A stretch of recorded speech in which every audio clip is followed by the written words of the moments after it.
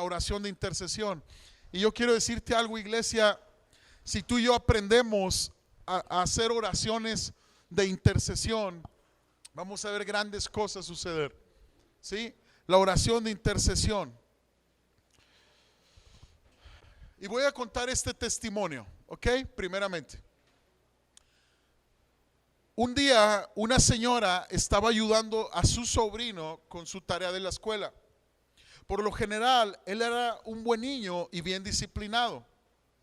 Pero en esta ocasión no podía concentrarse en su tarea y de repente él preguntó: tía, ¿puedo arrodillarme y pedir que Dios me ayude a encontrar mi canica? Era un niño, ¿verdad?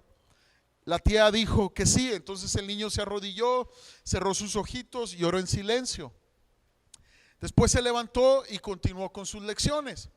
Al día siguiente, un poco temerosa de tocar el tema en el caso de que su sobrino no hubiese encontrado pues la canica, el juguete, y pudiera perder pues esa fe sencilla, ¿verdad?, de un niño, le preguntó: hijo, ¿encontraste tu canica?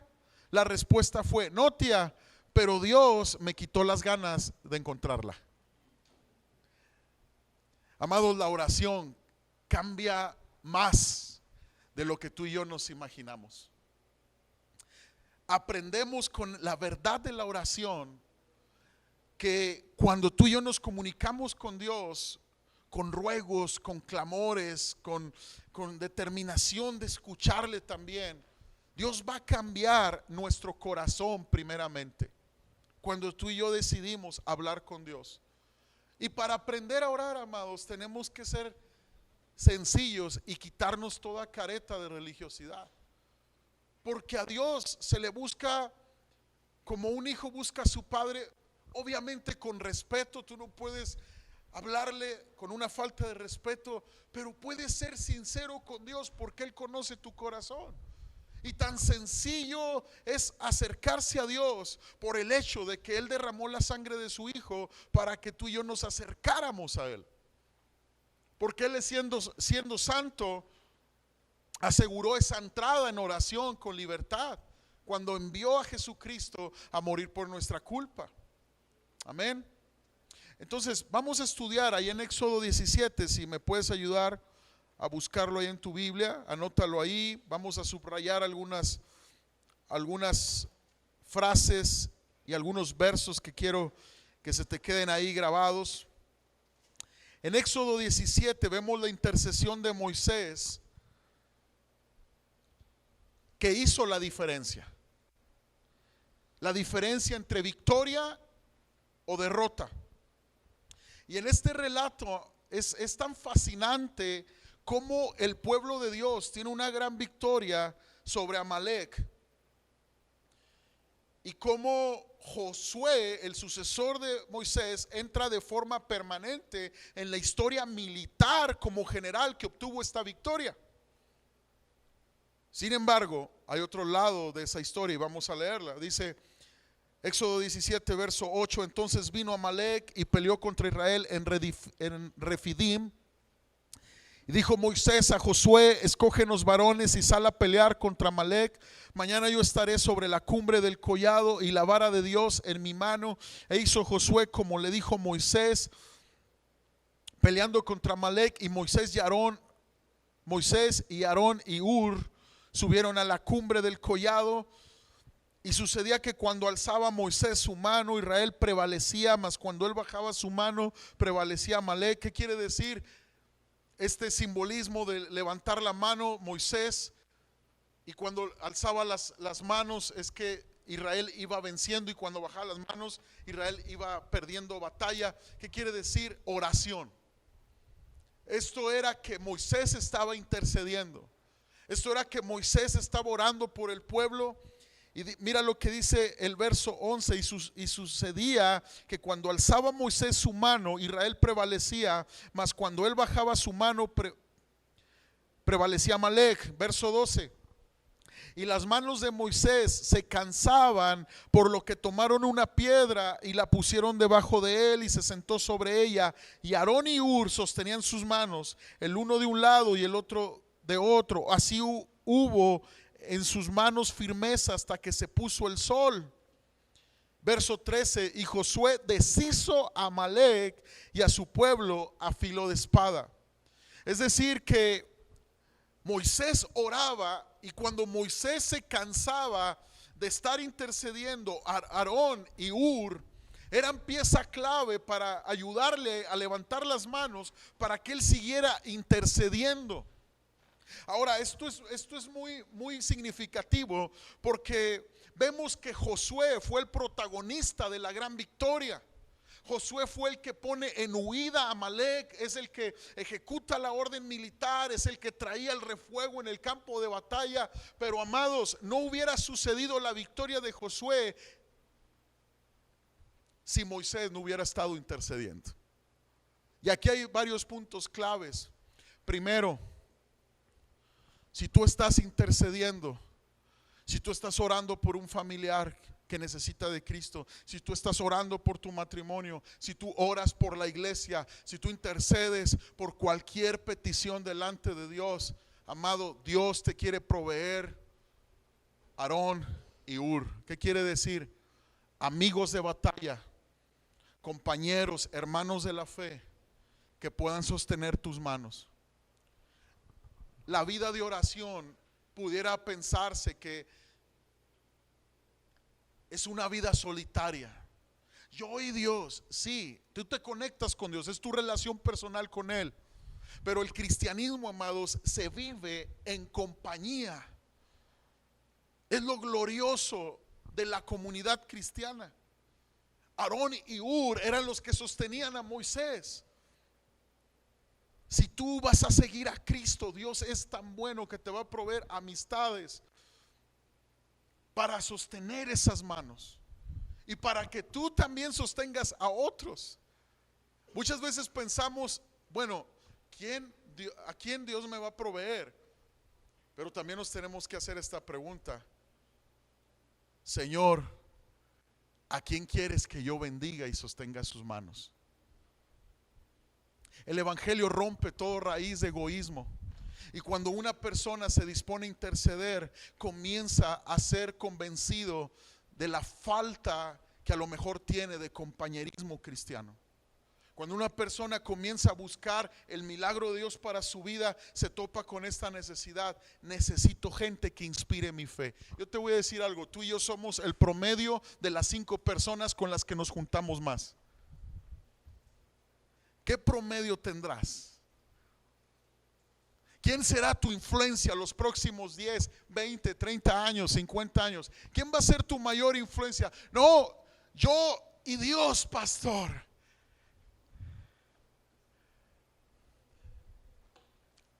Te voy a decir algo.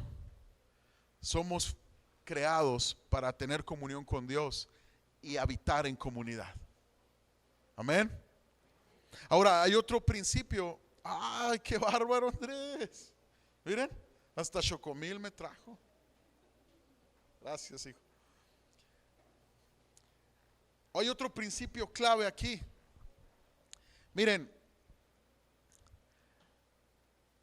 la intercesión de Moisés, simbolizada por sus manos en alto, hizo la diferencia. La batalla no pudo haberse ganado sin la participación de los dos, es decir, Moisés orando, Josué peleando. Pero por lo general, iglesia, la gente solo ve a los Josués y los que están al frente de la batalla, y creen que la victoria o la derrota depende de ellos. Y por lo general, como cristianos, nos enfocamos más en el hacer que en el ser.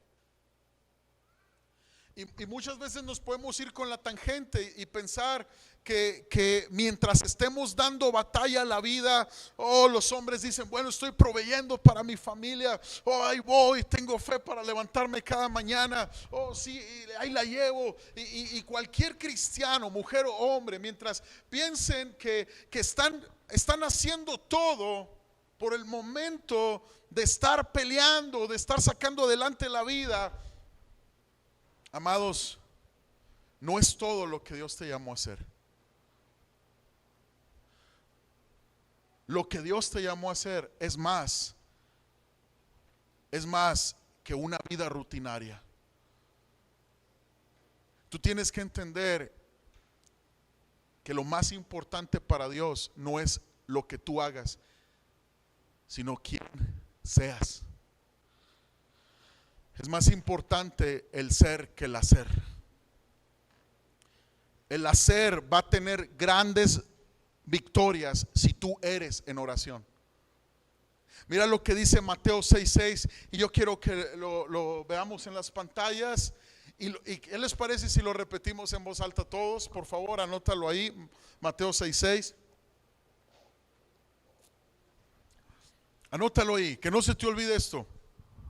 Mas tú, cuando ores, entra en tu aposento y cerrada la puerta, ora a tu Padre que está en lo secreto, y tu Padre que ve en lo secreto te recompensará en público.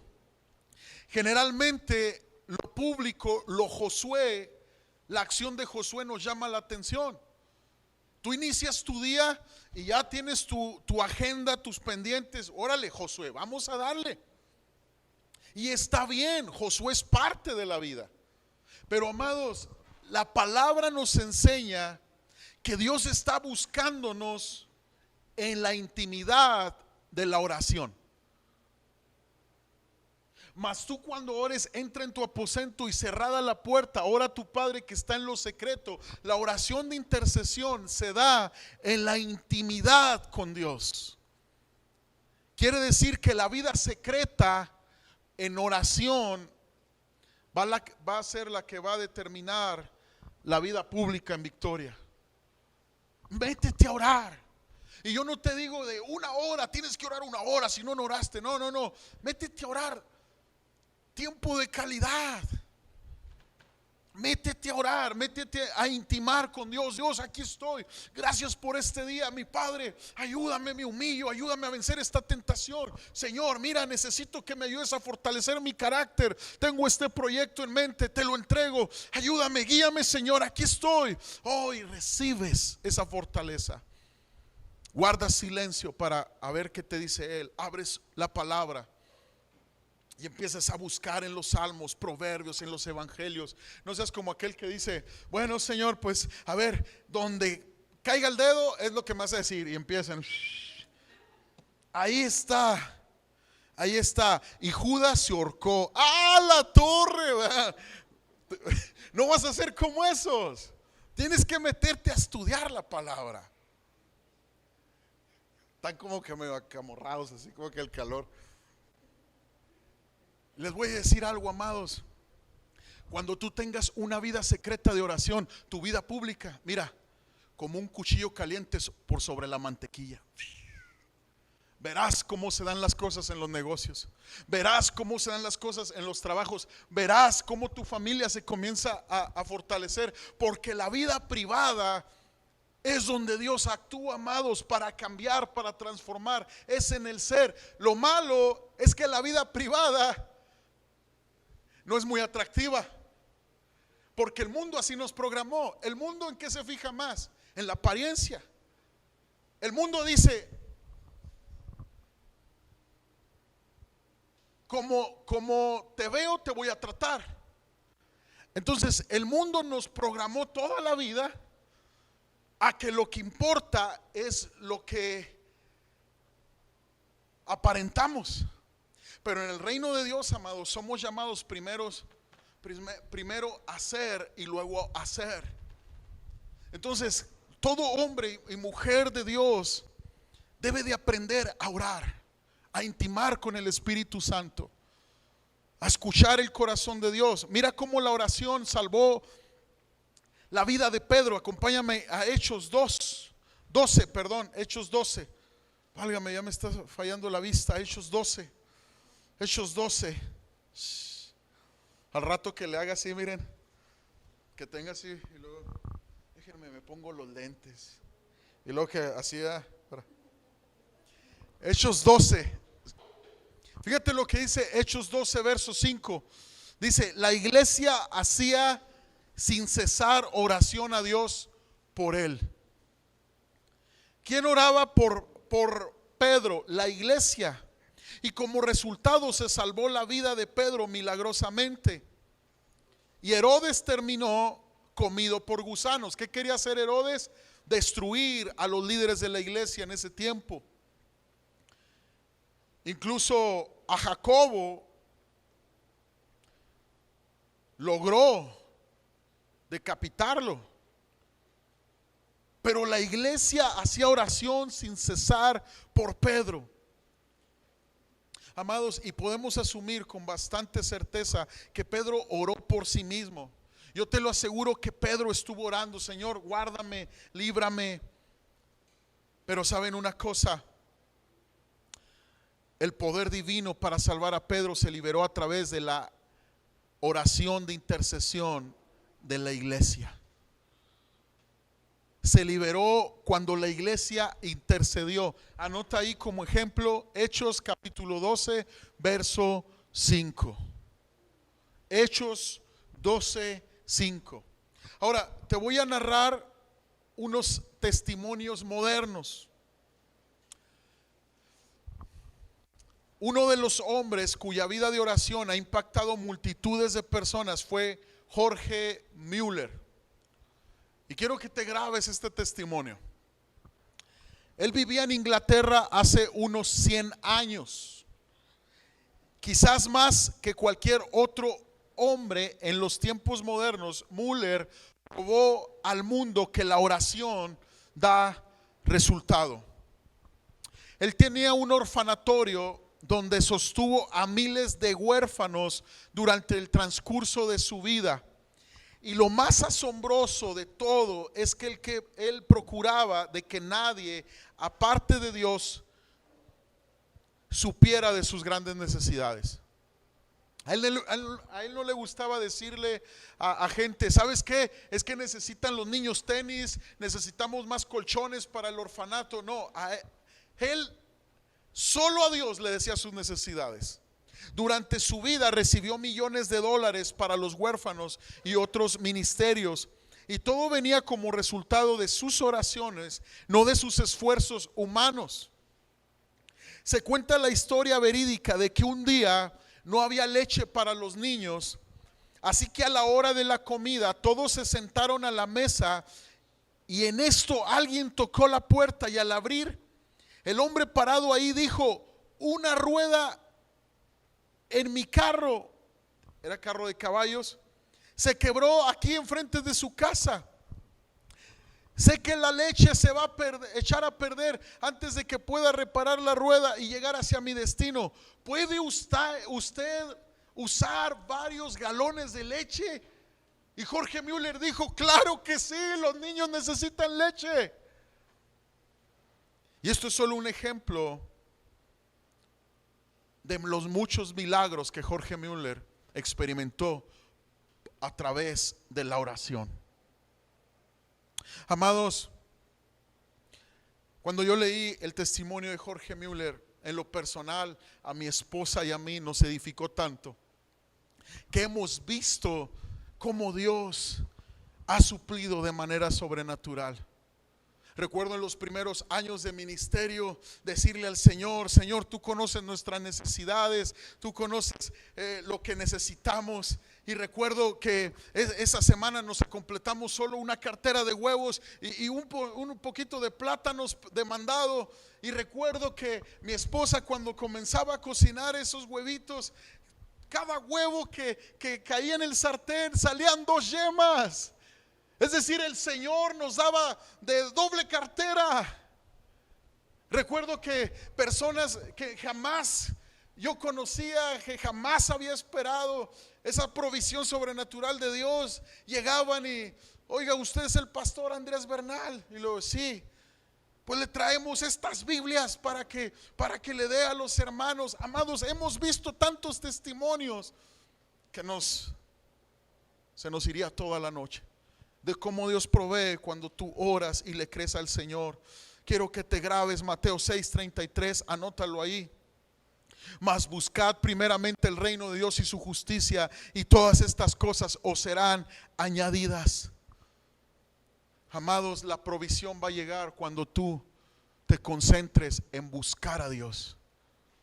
Y obviamente Moisés oraba, alzaba las manos por el pueblo de Israel. Dios, danos la victoria. Y Josué tenía la participación en el campo de la batalla. Iglesia, cuando tú vives una vida de oración y a la vez de acción, y Moisés y Josué están en tu vida, esa actitud, ese espíritu, vamos a ver grandes cosas suceder.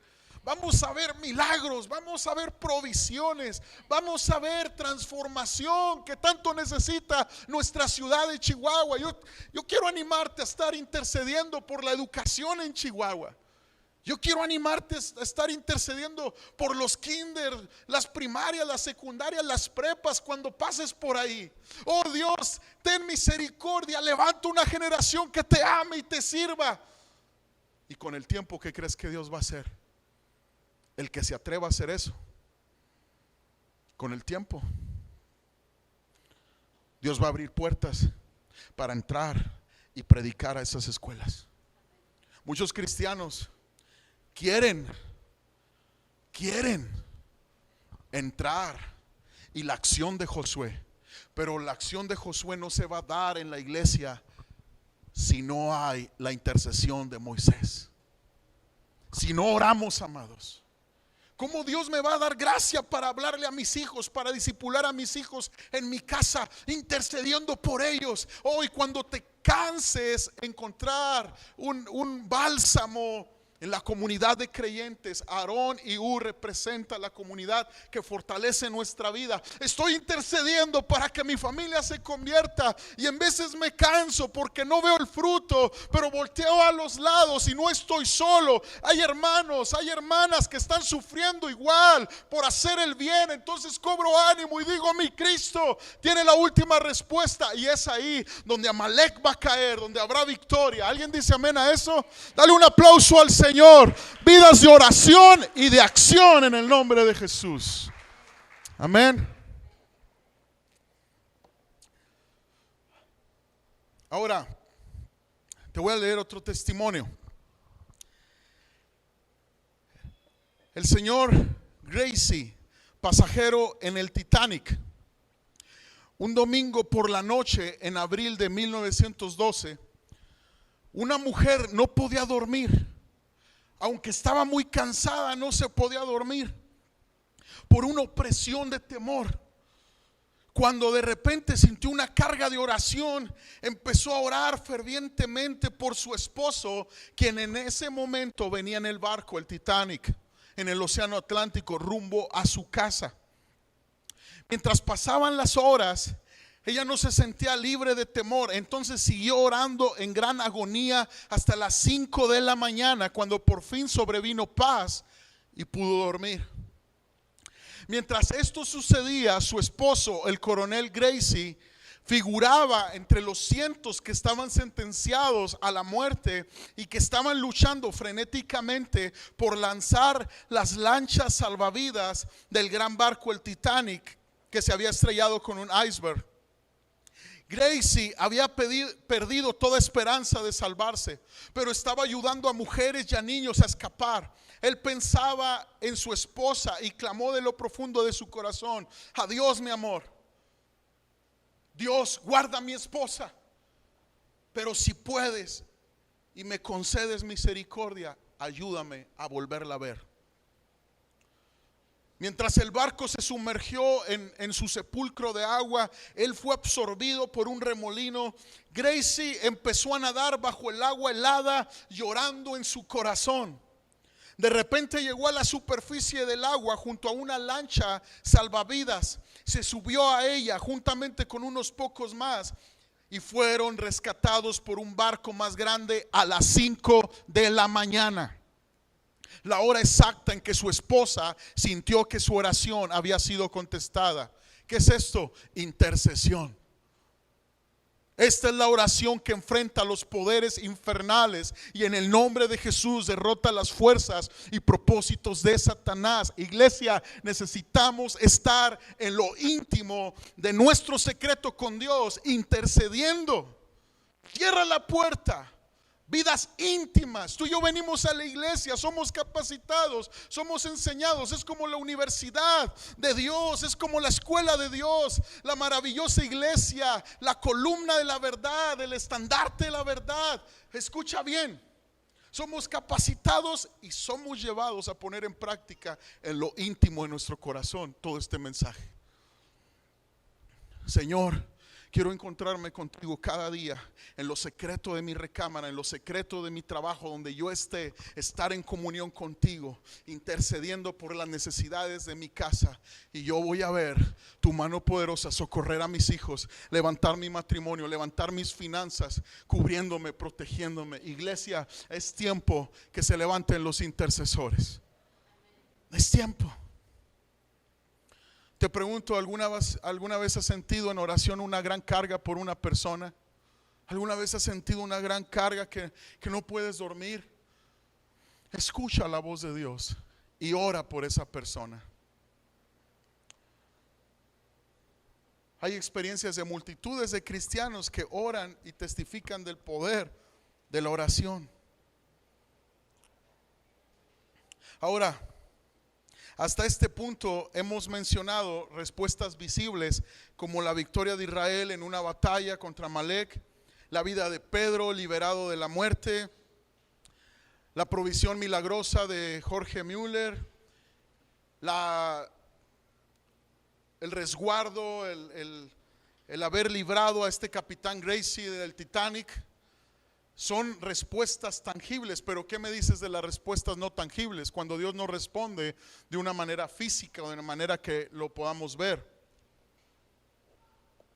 En la mayoría de los casos no vemos los resultados inmediatamente. Y uno puede predicar, amados, un sermón y compartir nuestra fe a un incrédulo y obtener visibles resultados inmediatos. Mas sin embargo, no es así con la oración. Requiere persistencia y paciencia.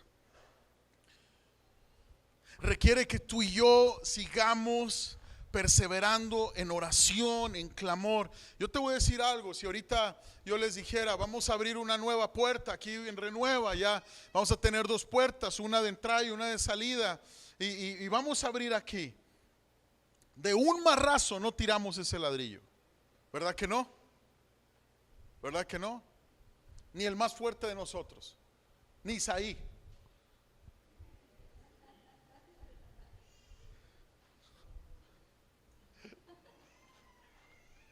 Ah, te creas Isaí tú.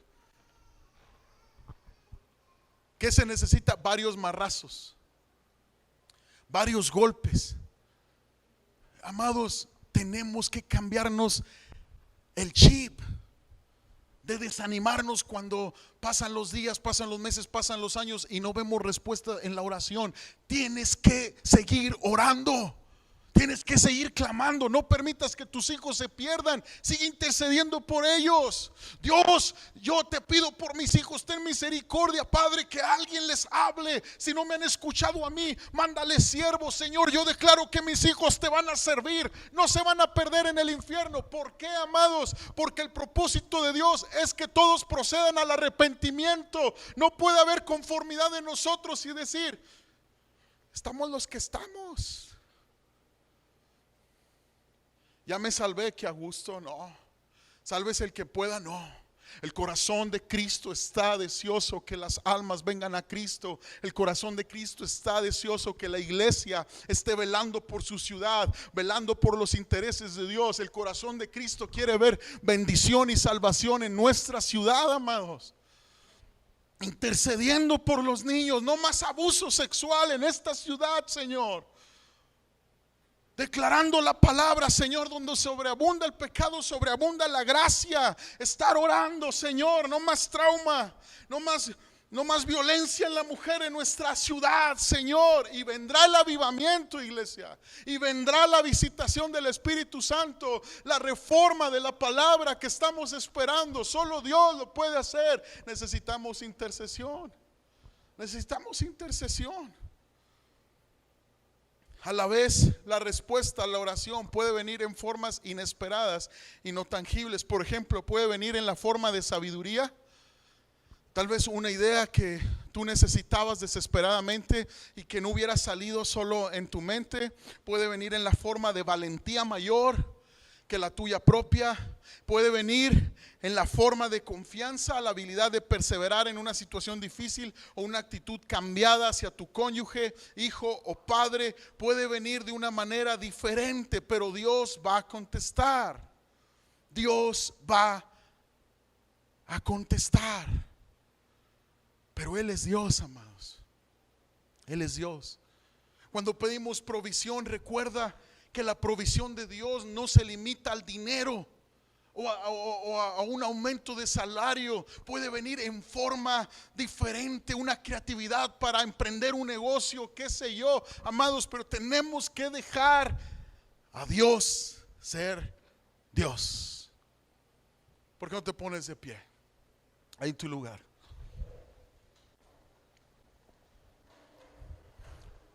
¿Qué pasajes estudiamos? Éxodo 17, Hechos capítulo 12. ¿Están de acuerdo? Ahora vamos a pedirle al Señor misericordia. ¿Tienes algún familiar en la situación de Pedro, en peligro de muerte? ¿Tienes algún problema en tu familia? ¿Tienes alguna carga por un sector de la ciudad? ¿Quién tiene carga por los jóvenes? ¿Quién tiene carga por los matrimonios? ¿Por los niños? ¿Quién tiene carga por los hospitales? Toda esa gente sufriendo por la enfermedad. Vamos a empezar a interceder y vamos a decirle: Dios, ten misericordia. Ten misericordia, Dios. Vamos a enfocarnos en los niños primero. Padre, nos levantamos en oración por los niños. Dios, te pedimos que los niños de Chihuahua conozcan tu palabra en el nombre de Jesús. Padre, en el nombre de Jesús, oramos por las colonias de la periferia. Dios, ten misericordia y que esos lugares conozcan tu palabra y la luz desplace toda tiniebla en el nombre de Jesús. Vamos, intercede por los niños. Ten misericordia. Ten misericordia. Salva a los niños. Salva a los niños. Padre, salva a los adolescentes y a los jóvenes. Ten misericordia. Padre, oramos y te pedimos, Señor, que sean jóvenes que te conozcan, que te sirvan. Ahí vienen tus sobrinos, ahí vienen tus hijos incluso, ahí vienen tus vecinos. En el nombre de Jesús, dile: Señor, ten misericordia en el nombre de Jesús. Ten misericordia por los matrimonios, Señor, en el nombre de Jesús.